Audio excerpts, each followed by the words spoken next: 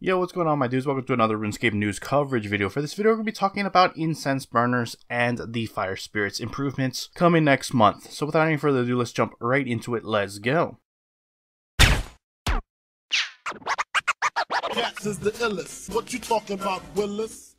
Alright guys, this is information once again coming from yesterday's live stream. So let's just jump right into it. So incense burners, what are these? These are things you're going to be making and utilizing with your fire making skill that'll give you a plethora of different types of benefits, whether it be for skilling, combat, or otherwise. Now in order to make incense burners, you're going to need 2 types of logs, 2 ashes associated with that tier, and 1 clean herb associated with that tier. So what I mean by that, if you have something like magic logs, it's going to need a high tier ash, infernal ashes for example, and a high tier herb like torstal to make the incense burner. Now keep in mind what you're seeing in the video is just a placeholder icon for the incense burners. When they finally launch in the live game, they're going to look more like incense sticks, not like the logs you're seeing on screen. Now the whole mechanic with this incense burner is when you light them, they're going to get progressively better as time goes on. Every 10 minutes, the effect will increase in potency as it starts to burn. And then after 40 minutes, you'll have achieved the maximum potency effect. You can bypass this though by overloading them with a simple right click, and you can burn 4 at once, giving you the max potency from the start. You can even choose to burn more incense burners to have that buff, whatever it may be, for a longer duration. Now incense burners are going to be tradable, not only in their complete form, but each step in the creation process is also tradable. However, you do need the fire making level to utilize them, so you can't just buy a higher tier 1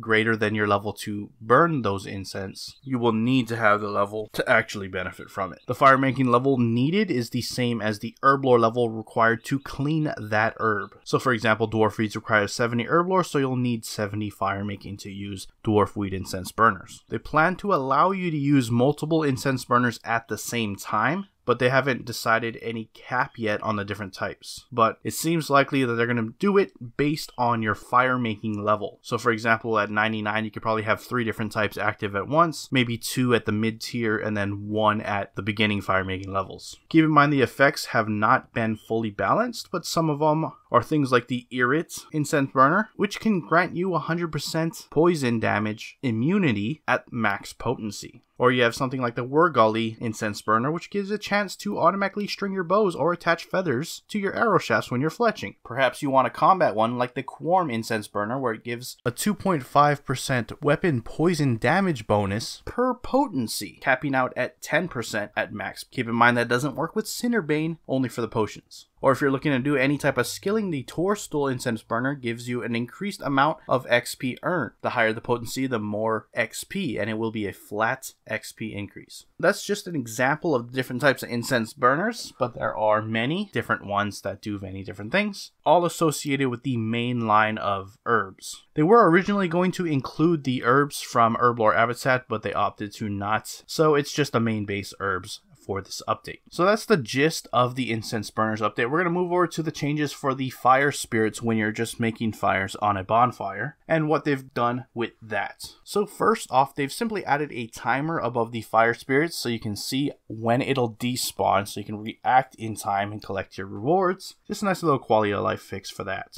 Your flame gloves and your ring of fire will increase the chance of getting these fire spirits, and they have actually tweaked their drop tables just so slightly. They've basically removed a lot of the junk items, so you're going to see some of the similar things. They haven't really drastically increased the drop table, but you shouldn't be getting any of those junk items that you previously got or what you currently get in game now. Also, they've done a nice little change to firelighters. Any and all firelighters can be used with a left click option to strike them, and that gives you a 5-minute buff that will automatically catch fire spirits for you, so you don't have to click on them at all. On top of this, it gives you a 1.3 times buff to the rewards you get from the fire spirit. You can strike multiple firelighters to stack this auto collecting buff up to 60 minutes. All firelighters have the exact same buff, so it doesn't matter which color you use. You may have noticed that when you're collecting from the firelighters, it now doesn't give you all the rewards at once. It gives you a new item pretty similar to prawn balls when you're fishing. However, these do not stack, so keep that in mind. They also do not stack in the bank, so you want to use them when you get them. A nice little quality of life fix that was also added is the fire spirits will no longer interrupt your fire making when you claim them, in the same vein that Saren spirits work currently. But opening a fire spirit, however, does interrupt it, so keep that in mind. At least for the current showcase in this stream. They may change it, however, so we'll have to see for the final release. And the last thing I want to touch on for this video is the balloon network system, the hot air balloon after you complete the Enlightened Journey quest.